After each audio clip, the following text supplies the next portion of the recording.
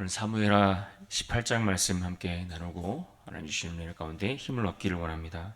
우리가 지난 17장에서 이 압살롬의 두 모사였던 두 인물의 그 전략들이 서로 충돌하는 장면들을 우리가 볼 수 있었습니다.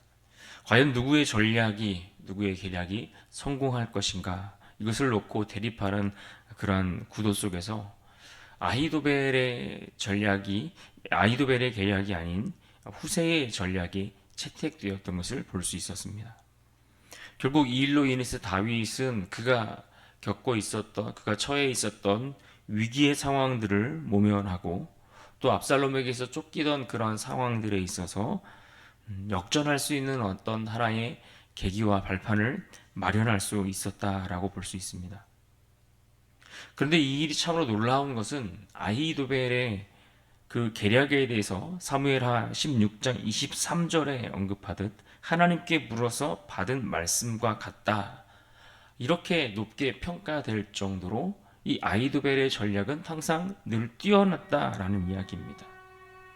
하지만 하나님은 지금 이 아히도벨이 아닌 후세를 들어서 그야말로 인간의 지혜를 자랑하는 그 아히도벨을 오히려 낮추셨고, 결국 그는 스스로 목숨을 끊는 일로 생을 마감하고 말았습니다.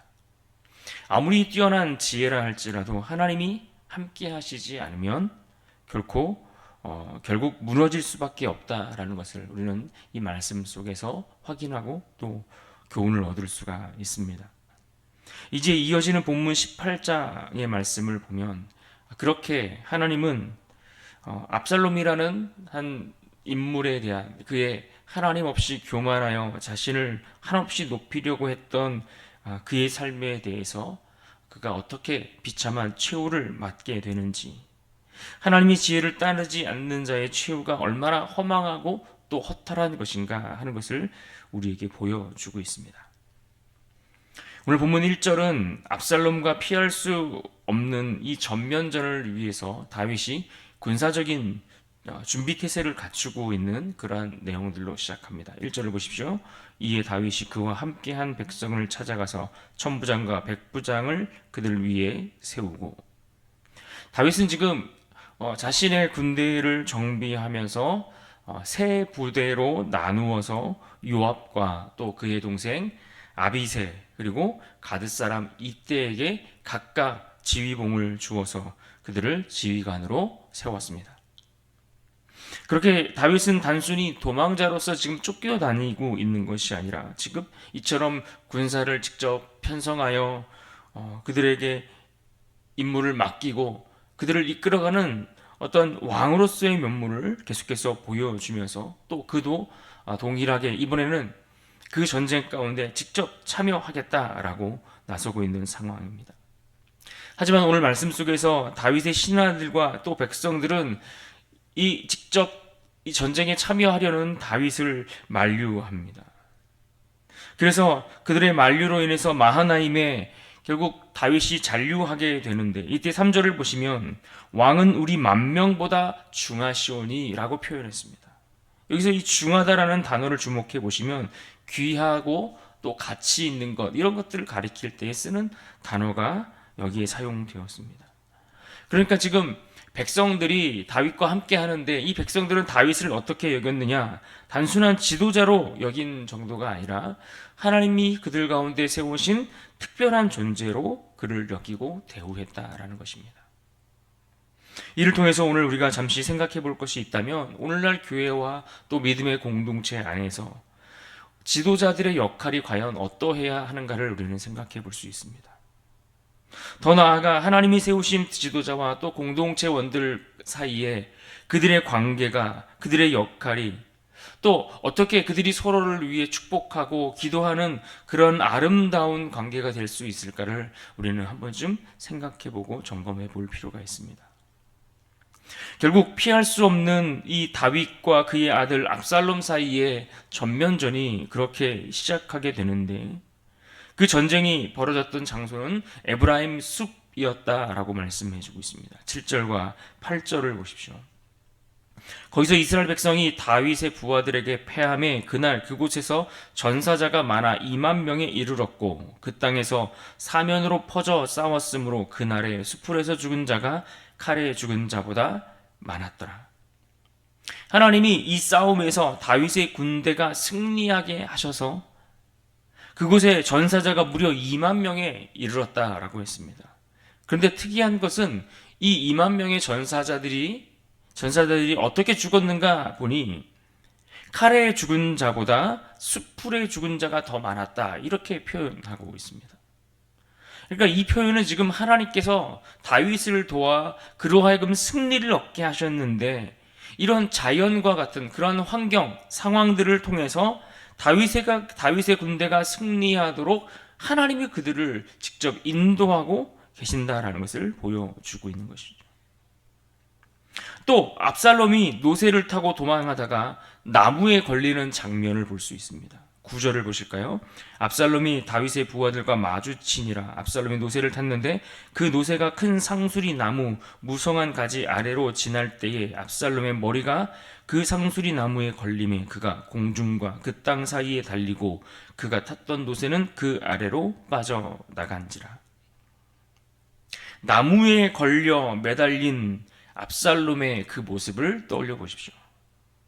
신명기 21장 23절에 보시면 이런 말씀이 있습니다. 나무에 달린 자는 하나님께 저주를 받았음이니라. 마치 이 말씀을 떠올리게 하듯 압살롬이 그렇게 나무에 매달려 있는 장면입니다. 그래서 이런 묘사들을 통해서 압살롬이 결국 이 전쟁에서 죽고 전사하게 되는데 이 죽음이 단순한 사고에 의한 것이 아니라 하나님의 심판과 연결되어 있다라는 것을 우리에게 알려주고 있는 부분입니다. 게다가 사무엘하 14장 26절에 보면 이 압살롬의 머리에 대해서 묘사하는 그런 내용의 말씀들을 볼 수 있습니다. 그가 그 머리카락이 얼마나 무성했는지 매 해마다 그 머리를 특별히 깎아야 했다라는 말씀이 나오고 그 무게가 200세겔이라고 했으니까 무게를 환산해 보면 대략 한 2.3kg 정도 되는 무게였습니다. 이처럼 성경은 그의 외적인 아름다움과 자부심의 표현으로서 그의 머리에 대해서 언급을 했었는데 그는 결국 그 자부심을 상징하는 머리카락이 그를 죽음으로 이끌었다라는 것을 상징성 있게 보여주는 부분이죠. 결국 압살롬이 죽게 되었는데 교만과 자신을 드러내는 그러한 과시, 그러한 것들이 결국 스스로를 이러한 멸망의 길로 이끌었다라는 것을 말씀해 주고 있습니다. 또 이 나무에 달린 압살롬을 누가 죽였습니까? 분명 다윗은 5절에서 말씀했던 것처럼 자기 자신을 생각해서라도 이 다윗을 생각해서라도 이 압살롬을 죽이지는 말아달라 이렇게 부탁했던 당부가 있었음에도 불구하고 그를 죽인 사람은 다른 사람도 아닌 다윗의 최측근이었던 군대 장관 요압이 앞장서서 이 압살롬을 죽이고 말았습니다. 왜 요압은 이와 같은 행동을 했을까요? 아마 먼저는 그가 군사적인 판단을 했기 때문에 그랬을 것이라 예상해 볼 수 있습니다. 요압은 군대를 책임지는 자리에 위치해 있었던 사람입니다. 그러니 당연히 정치적 안정 등을 고려해서 이 반역의 불씨를 완전히 꺼야 한다라고 하는 자기 자신만의 임의적인 판단이 앞섰을 것입니다. 또 동시에 그러한 행동을 할 수밖에 없었던 그 진짜 원인을 생각해 보면 바로 그가 가지고 있었던 권력에 대한 끝없는 욕망 때문이다라고 할 수 있습니다. 이미 사울의 군대 장관이었던 이 아브넬을 죽일 때도 요압은 그와 같았습니다. 그리고 이번에도 마찬가지로 행동하고 있습니다. 다윗이라는 왕이 그 위에 있어서 그는 마땅히 다윗의 그 명령과 왕의 말을 듣고 따라야 하는 자임에도 불구하고 요압은 자신의 안위와 또 그 자신의 그 권력을 유지하는 일에 방해가 된다라고 생각하는 일에 대해서는 결코 망설임이 없는 그러한 존재였습니다.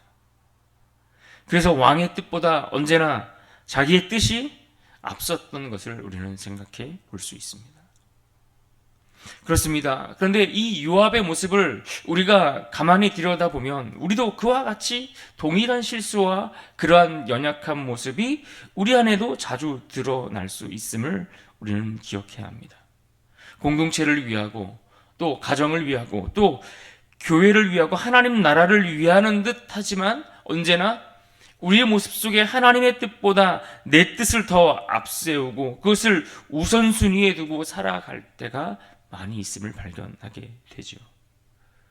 때때로 하나님의 말씀을 따른다라는 것이 참 어렵고 힘들게 느껴질 수 있지만 그럼에도 불구하고 우리 안에는 그 말씀 앞에 우리는 마땅히 순종해야 한다. 내 삶의 주인이 내가 아니라 늘 내 위에 계신 하나님이 있다라는 사실을 인정하고 그분 앞에 나는 순종하는 자이고 그분의 말씀에 그분의 명령에 따라 살아가는 자다라고 하는 이런 순종하려는 마음과 자세, 이것을 가지고 있는 이가 좋은 성도고 그가 언제나 하나님 앞에 충성된 일꾼이 될 수 있는 것입니다. 충성된 하나님의 군사가 되려면 이처럼 언제나 왕 대신 하나님의 뜻이 내 삶의 절대적 우위에 있다라는 사실을 우리는 놓치지 말아야 할 것입니다. 결국 다윗은 그의 아들 압살롬이 죽었다라는 소식을 전해 듣게 되었습니다. 비록 압살롬으로 인해 형제의 난이 발생했고 또 지금처럼 그가 피난하여 도망하는 신세가 되었지만 그는 누구보다 자기 아들의 죽음을 슬퍼했습니다. 게다가 그의 죽음이 자기 죄로 인한 그 열매의 결과라는 사실도 그는 부인할 수 없었기에 너무나 그 죽음이 크게 가슴 아프게 다가왔을 것입니다. 33절을 보십시오. 왕의 마음이 심히 아파 문 윗중으로 올라가서 오니라. 그가 올라갈 때에 말하기를 내 아들 압살롬아 내 아들 압살롬아 차라리 내가 너를 대신하여 죽었다면 압살롬 내 아들아 하였더라. 이때 이 압살롬의 죽은 소식, 이 전사 소식, 또 이스라엘이 전쟁에서 승리했다라고 하는 이 소식을 전했던 두 사람이 등장합니다. 먼저 한 사람은 사독 제사장의 아들이었던 아히마아스입니다. 그는 요압에게 스스로 요청하여 다윗에게 이 소식을 전하는 일에 자청하였는데 다윗에게 도착하여 전쟁에서 승리한 소식을 먼저 전하기는 했지만 다윗이 물었던 이 압살롬의 생사 여부에 관한 이 질문에 대해서는 그가 정확한 답변을 내놓지 않았던 것을 볼 수 있습니다. 29절을 보십시오. 왕이 이르되 젊은 압살롬은 잘 있느냐 하니라. 아히마아스가 대답하되 요압이 왕의 종 나를 보낼 때에 크게 소동하는 것을 보았사오나 무슨 일인지 알지 못하였나이다 하니. 그에 반해 구스 사람은 이 요압이 택하여 다윗에게 이 소식들을 전하도록 했던 전령입니다. 그는 아히마아스보다 조금 늦게 도착하기는 했지만 그와 달리 압살롬의 죽음에 대해서 분명한 메시지를 전달했습니다. 그래서 32절에 보시면 일어나서 왕을 대적하는 자들은 다 그 청년과 같이 되기를 원하나이다 라고 이야기하면서 이 압살롬의 죽음이 결국 하나님의 심판이었다라고 해석했던 것을 우리는 볼 수 있습니다.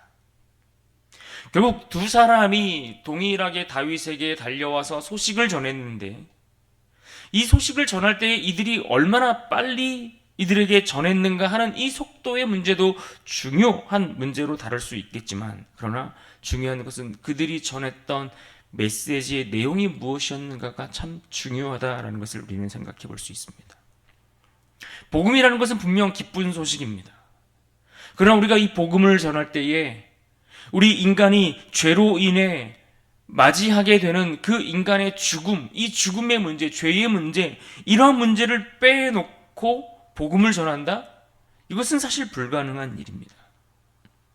다윗에게 좋은 소식을 전해야 하는 것은 맞지만 그러나 진리를 포함하여 그 소식을 용기 있게 또 그렇게 해야 하는 그들의 사명을 빼놓을 수 없다라는 것을 우리는 기억해야 합니다.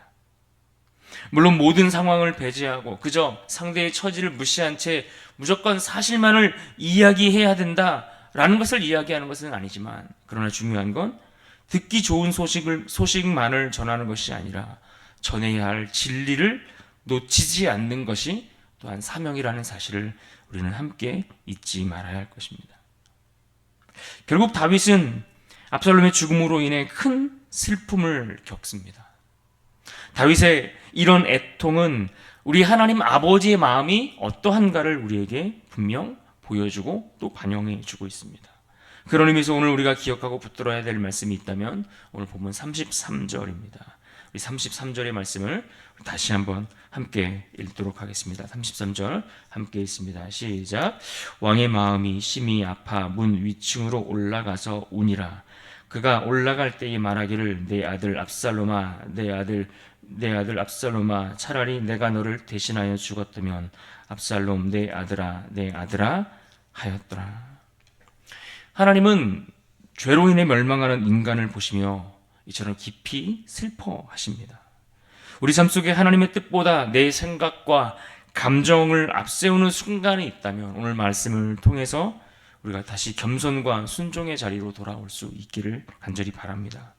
그래서 오늘 모두가 하나님 아버지의 마음을 품고 이 하루를 살아갈 때에 정말 잃어버린 영혼들을 위해 기도하며 살아가는 그러한 결단이 있는 하루가 될 수 있기를 주님의 이름으로 축복합니다.